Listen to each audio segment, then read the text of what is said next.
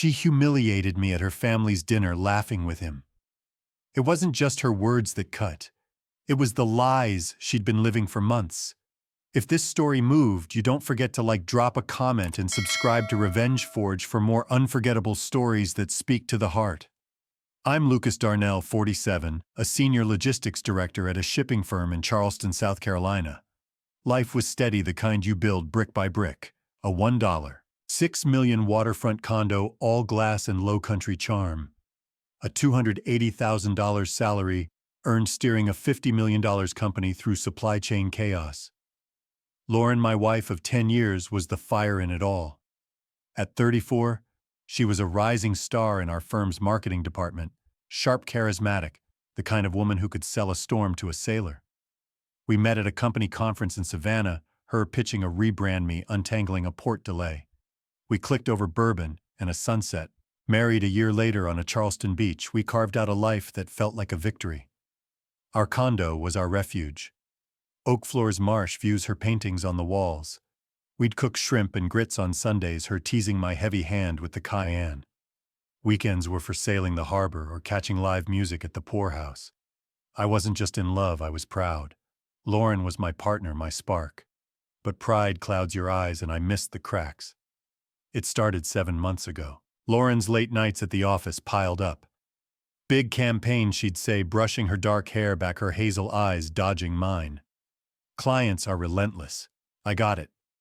My job was brutal too, 12-hour days managing $20 million shipments. I didn't question her. That was my first mistake. The signs crept in. Her phone, always buzzing, was now locked tight. Texts came at 2 a.m., her fingers quick to swipe them away. Work stuff, she'd mutter, voice clipped. Her wedding ring stayed on the nightstand. It snags on my laptop, she claimed. I bought it, fool that I was. She wore new perfume, musky and bold, not the jasmine I loved. Her outfits got sharper tailored blazers, heels that clicked like a warning. For the boards, she said. But boards don't text at midnight. The break came 3 weeks ago. I just returned from a 4-day logistics summit in Atlanta, exhausted but wired. Got home at 7 p.m., the condo dark. Lauren's purse was gone, her Lexus missing from the garage. No note, no text. I poured a whiskey, sat on the balcony and waited. The marsh stretched quiet, its stillness mocking me. At 10 p.m. her car pulled in. She walked in, cheeks flushed, hair loose. Client dinner ran late, she said, eyes on the floor. She smelled like wine and cologne, not hers. Good meeting, I asked, voice even. Yeah, she mumbled, already heading for the shower. Tough crowd. No kiss, no touch. Just the hum of water behind a locked door. That night her phone lit up at 1 a.m. She was asleep or pretending. The screen glowed, Trevor L. My stomach knotted. Trevor Langford, 49, our firm's new VP of operations. He'd joined 8 months ago, a smooth-talking exec with a corner office and a knack for optimizing. He'd been at our engagement party, clapping my back, calling Lauren a keeper. Now his name was on her phone in the dead of night. I didn't touch it, but the seed was planted. Morning came. I made coffee, played it cool. Big day, I asked, handing her a mug. She nodded, scrolling her phone. Trevor's pushing a new pitch. I'm swamped. His name casual like a blade. I smiled, but my mind was a storm. Trevor Langford, single, polished, and now my wife's boss. Too close for comfort. I watched her closely, not out of panic instinct. I've spent years spotting risks in supply chains. People aren't much different. She took calls in the hallway, her voice low. Her laptop, once shared, was now locked with a new password. She left earlier, stayed later, always with an excuse. Trevor needs me on this, she'd say. I nodded, but my gut screamed. I'm not a man who cracks. I fix. So I started digging. Quietly. First her phone. One night she left it unlocked on the kitchen counter, a rare slip. I opened her messages. Text from Trevor, dozens after hours. Meet me at Husk, 8 p.m. That dress was trouble. Lucas is too busy with docs to notice. My chest tightened. I screenshotted everything, sent them to my encrypted drive, and put the phone back. Proof first, emotions second. Next, a colleague tipped me off. Rachel Harper, 33, our lead data analyst, caught me at the coffee machine. Lucas, you okay? She asked, her voice careful. Lauren's been cozy with Trevor. A lot. My jaw clenched. Work stuff. She hesitated. Not sure. They're always in his office door shut. Her eyes said more than her words. I checked the firm's security logs. My clearance gave me access to keycard records. Lauren showed late-night entries to Trevor's office, some at 11 p.m., long after marketing meetings ended. One entry 10 p.m. last week matched a night she'd claimed to be at a client pitch. I pulled the camera feeds. The footage was grainy but clear. Lauren and Trevor alone, her leaning close, his hand on her arm. I saved the clips time-stamped. Then the money. Our joint account, $40,000 for shared expenses, was down to $11,000. Withdrawals all recent to an account I didn't recognize. I called our banker Greg Sullivan, 51, a friend from college. Lucas, he said, voice low. Lauren's been moving money to a private account, started 4 months ago. $29,000 so far. I gripped the phone. She say why. Greg paused. Said it was for a surprise trip. For you. A lie sharp as a knife. I didn't confront her. That's weakness. Instead, I called my lawyer Mark Reynolds, 50, a bulldog who'd handled my investments. Build a case, I said, sending the screenshots, footage, bank records. I want it ironclad. Mark didn't blink. She'll regret this. The first twist hit at a company gala, a black tie event at the Francis Marion Hotel. Lauren was there, stunning in a red gown, working the room with Trevor at her side. His smile was too easy, his hand brushing her back. I watched from the bar, my bourbon untouched. Rachel caught my eye, her face tense. "Lucas, you good?" she asked. I nodded. Never better. Then I saw it. Lauren's phone left on a table while she danced with Trevor. I moved fast, slipping it into my pocket, and stepped into a quiet hallway. Her messages with Trevor were a gut punch. "Lucas is clueless," he wrote last night. Her reply, "Good. We're set for the gala." Set for what? I scrolled further. A text from her friend Claire Morgan, 35. "You sure about this? Lauren serving him papers at the gala is cold." Lauren's response, "He deserves it. I'm done pretending." My blood ran cold. She wasn't just cheating, she was planning to serve me divorce papers in front of my colleagues to shame me publicly. And Trevor, the man who'd toasted my promotion last year, was her accomplice. I could have made a scene, stormed the dance floor. But that's not me. I'm Lucas Darnell. I don't react. I plan. This wasn't just about my marriage anymore. It was a revenge story, and I was crafting the ending. The next morning I met Mark at his office. "File first," I said. "Freeze the accounts. Use everything we've got." He slid a folder across his desk, divorce papers, my terms with a summary of the evidence. "She won't see it coming," he said. I nodded. Good. That night Lauren came home late, her perfume heavy. She didn't notice the envelope on the counter addressed to her. She didn't see the USB drive labeled evidence. She didn't know I'd called her father Henry Vaughn, 67, a retired banker who'd always respected me. I'd sent him the screenshots. His voice was heavy on the phone. "Lucas, I'm sorry. I didn't raise her like this. I didn't need his apology. I needed his silence. He gave it. The gala was tomorrow." Lauren thought she was in control, ready to drop her bomb. She had no idea I was already 3 moves ahead, ready to turn her plan to ashes. The Charleston sunrise was a blaze of gold over the marsh, but it felt cold from my hotel balcony. The gala was tonight, and the envelope on my condo's counter, divorce papers for Lauren, sat untouched. My laptop screen glowed with Trevor Langford's texts to her. "Lucas is clueless." Her reply, "Good. We're set for the gala." She planned to serve me papers in front of the firm to break me publicly. But I was holding the sharper blade. I sipped black coffee, my mind a grid of moves. Lauren's betrayal wasn't just an affair, it was a calculated strike. The $29,000 drained from our joint account, the late-night office meetings with Trevor, the camera footage of their closeness, it all pointed to a bigger play. I needed to know what. I called Mark Reynolds, my lawyer. "Trace the shell account," I said, "and prep the suit for Trevor. Fraud, anything that sticks." Mark's voice was calm. "This could get ugly, Lucas." I stared at the horizon. Let it.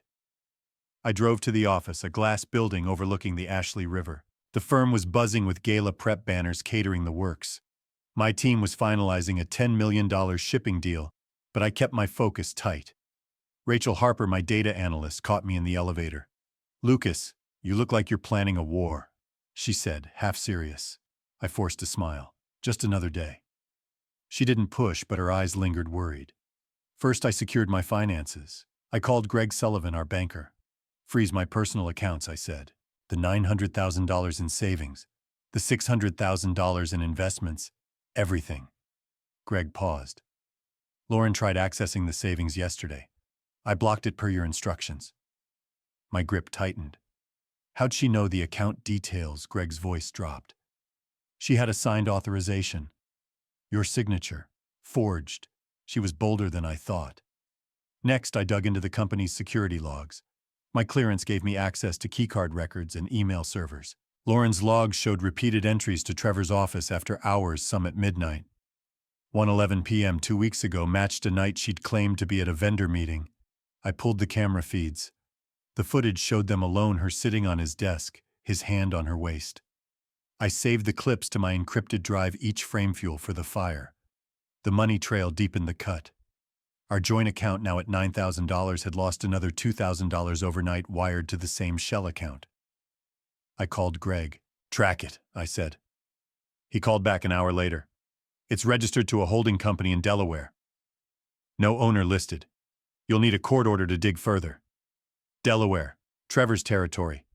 He wasn't just her lover, he was her partner in a heist. I needed more. I called Ethan Cole, 46, a private investigator I'd used to vet a shady supplier years ago. Ethan was a shadow, discreet, relentless. Follow Trevor Langford, I told him. Every move, every meeting, every dollar. And check his emails if you can. Ethan's voice was all business. Give me 48 hours. I hung up the city's hum, a distant roar. This was a game of leverage, and I was stacking the deck. Back at the hotel, I reviewed the evidence texts, footage, bank transfers.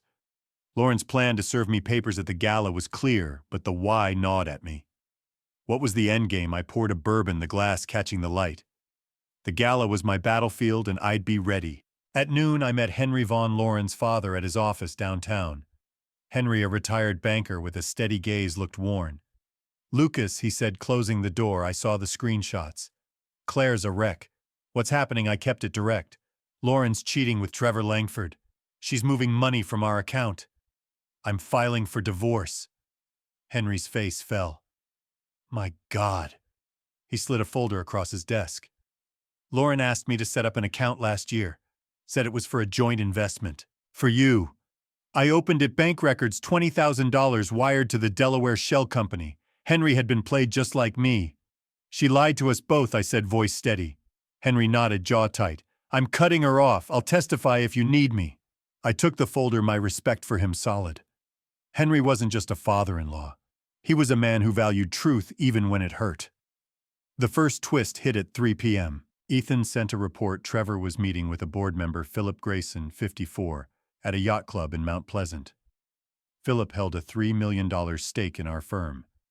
Ethan's photos showed them exchanging a flash drive. Trevor's face tense. Financials followed. Trevor had wired $120,000 from his personal account to the Delaware shell company, matching Lauren's transfers. But the kicker, Philip had received $75,000 from the same shell company last month. This wasn't just about me, they were looting the company. I forwarded the report to Mark. Add Grayson to the suit, I said. Fraud, conspiracy, whatever holds. Mark exhaled. This could sink the firm, Lucas. I didn't flinch. Then it sinks. My loyalty was to my life, not a company riddled with thieves. The second twist came at 6 p.m. Rachel called, her voice urgent. Lucas, check the server backups. Someone accessed your logistics contracts. I logged in from my laptop. A folder, my supply chain models worth $12 million if sold, had been downloaded yesterday. The IP traced to Trevor's home office, but the login was Lauren's. They were stealing my work, not just my money. I texted Ethan. Confirm Trevor's access to my models. Urgent. His reply was quick. Got it. Photos of Lauren at Trevor's condo carrying a laptop. Time-stamped last night. I sent the evidence to Mark. Add theft of intellectual property, I said. The trap was closing, but the why still eluded me. Why risk it all? I needed to know before the gala. At 8 p.m., I met Claire Morgan, Lauren's best friend, at a quiet bar on King Street. Claire, 35, looked nervous, her red hair tied back. Lucas, I didn't want to get involved, she started. But Lauren's in deep. I leaned forward. How deep Claire's voice dropped. Trevor's promising her a new life. Said you're hiding money planning to leave her. He showed her fake bank statements. My blood ran cold. Who's pulling Trevor's strings? Claire hesitated. Philip Grayson. He's been mentoring Trevor for years. Said this is their ticket out. The twist landed like a hammer. Philip wasn't just a board member. He was the architect using Trevor and Lauren to gut the firm. Does Lauren know about the shell company? I asked. Claire shook her head.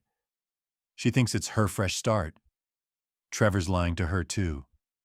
Claire was loyal to Lauren but scared caught in a web she didn't understand. I thanked her, left a 20 on the table, and walked out.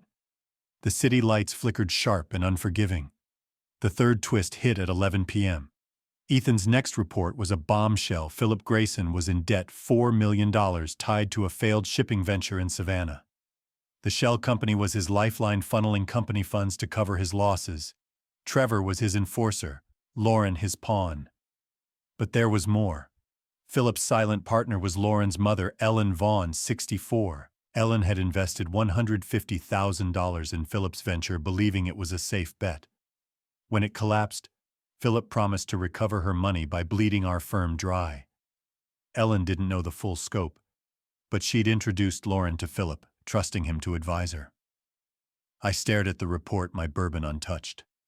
My mother-in-law, who'd hosted our Thanksgiving dinners, was complicit, however unwittingly. The betrayal wasn't just Lauren's, it was a family conspiracy orchestrated by a man I'd trusted with our firm's future. I forwarded the report to Mark. Add Ellen, I said. Limited role, but she's in. Mark didn't argue. This is a house of cards, Lucas. You're about to topple it. The gala was 12 hours away. I checked into a new hotel, keeping my movements hidden. Lauren texted me, Lucas, we need to talk. I ignored it. She thought she was in control, ready to serve her papers. Trevor thought he was untouchable. Philip thought he was invisible. They were all wrong. I met Mark at his office at 9 a.m. He laid out the plan, filed the divorce first, freeze the joint accounts, and hit Philip with a civil suit for fraud. We've got enough to bury them, he said, handing me a folder. Divorce papers, financial records, Ethan's reports, all locked in. Serve Lauren at the gala, I said, before she can. Mark nodded. Done. That afternoon, Henry called. Lucas, Ellen's a mess. She didn't know about Philip's debts. His voice was strained. She's giving you her bank records, everything she gave Philip. I respected Henry's move. He was facing the truth no matter the cost. Thanks, I said. I'll handle it.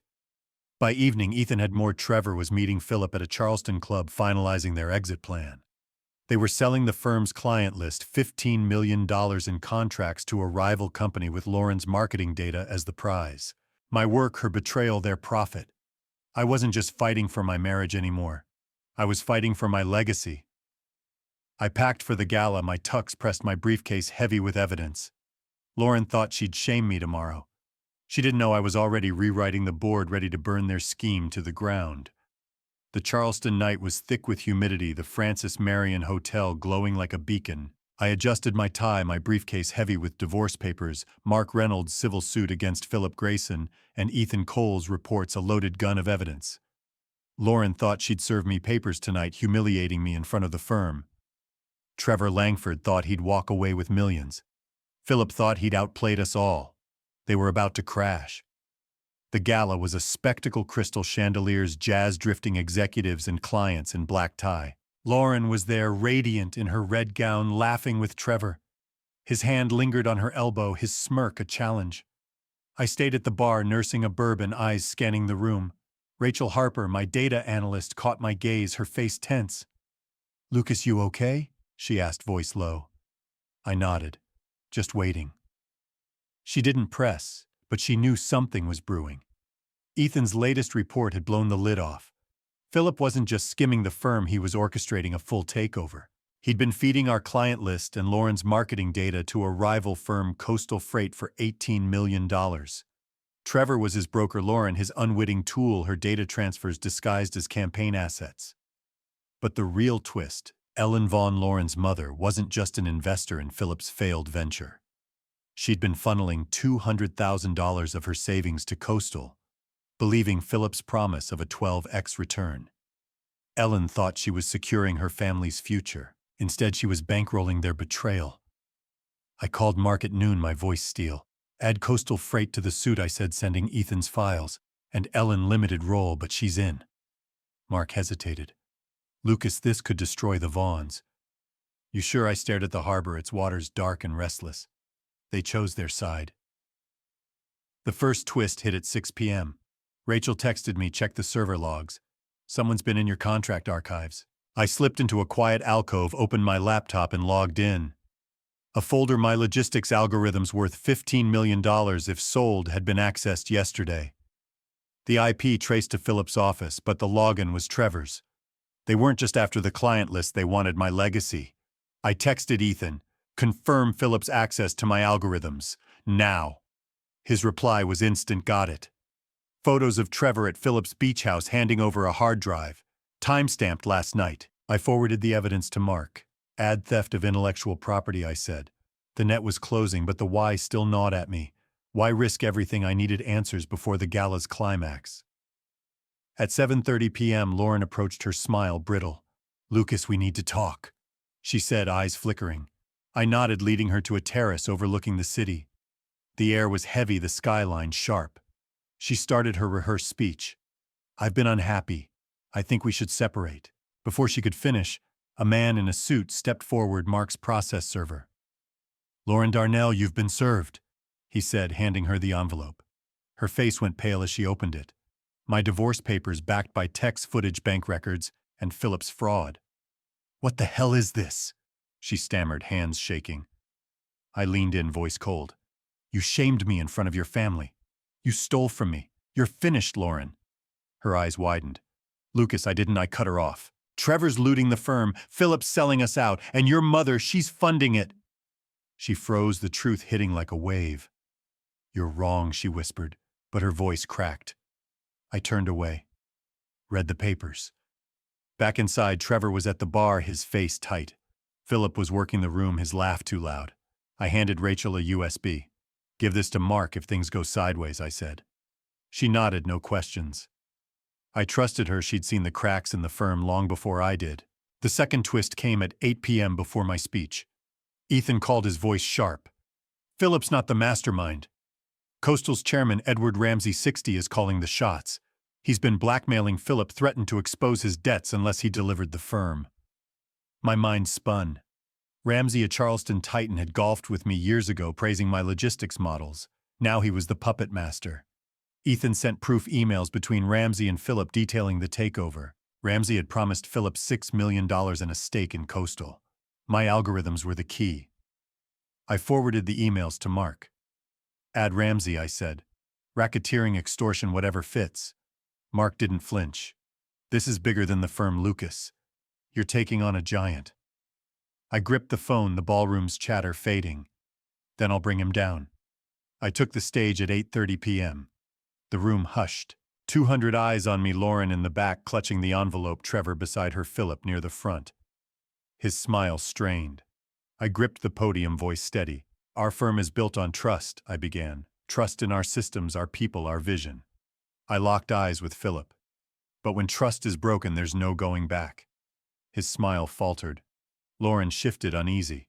Trevor's jaw tightened. The crowd applauded, unaware of the storm. I stepped down the room, buzzing. Lauren followed, her voice desperate. Lucas, please, she begged, grabbing my arm. I shook her off. You chose Trevor. Live with it. She teared up, but I was done with her games. Trevor approached, eyes narrow. What's your play, Darnell? I smiled, icy. You'll find out. He backed off, sensing the trap. The third twist hit at 9 p.m. Henry Vaughn pulled me into a private room, Ellen at his side, her face gray. Lucas, Henry said, voice heavy. Ellen needs to come clean. Ellen's hands shook as she handed me a flash drive. Philip lied to me, she whispered. I thought I was investing in a logistics startup. These are my records, everything I gave him. The drive held bank statements, emails, proof of her $200,000 transfer to Coastal.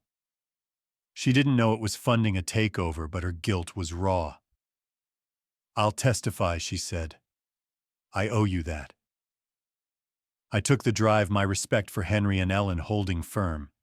They were victims played by Philip's lies. Thank you, I said, and meant it. Henry nodded. Finish this, Lucas. I would. With Lauren's texts, Ethan's reports, Ellen's records, and the firm's logs, Mark had a case to crush Philip, Trevor, and Ramsey. We filed the civil suit at 10 p.m. fraud, conspiracy, theft, extortion, naming all three with Coastal Freight as a co-defendant. Criminal charges followed: money laundering, racketeering. Mark estimated Philip's exposure at $12 million, Ramsey's at $8 million. Trevor's at $4 million plus prison time. Lauren called the next morning, her voice shattered. "Lucas, I didn't know about Philip or Ramsey. Trevor said you were hiding money. I kept it flat. You believed him over me." She sobbed. "I'll testify against them all." I didn't trust her, but her testimony was a weapon. "Talk to Mark," I said, and hung up. She'd moved to a cheap motel. Her career stalled, her family distant. Trevor was under investigation, his accounts frozen. Philip was holed up at his beach house, his empire crumbling. I sold the condo for $1.8 million, pocketing $1.5 million. The firm offered me a promotion, COO, $450,000 a year. I turned it down. The company was tainted, Philip's shadow too long. Instead, I took a job with Horizon Logistics, a top-tier firm in Miami. The offer: $550,000, head of supply chain, full control of their global operations. I packed my bags, left Charleston's marshes behind, and drove south. Miami was a fresh start: blue skies, ocean breeze, a penthouse in Brickell. I started sailing again, the open water clearing my mind. Horizon's clients, some from my old firm, trusted me to streamline their billions. I built systems stronger than ever, my algorithms safe, my name clean.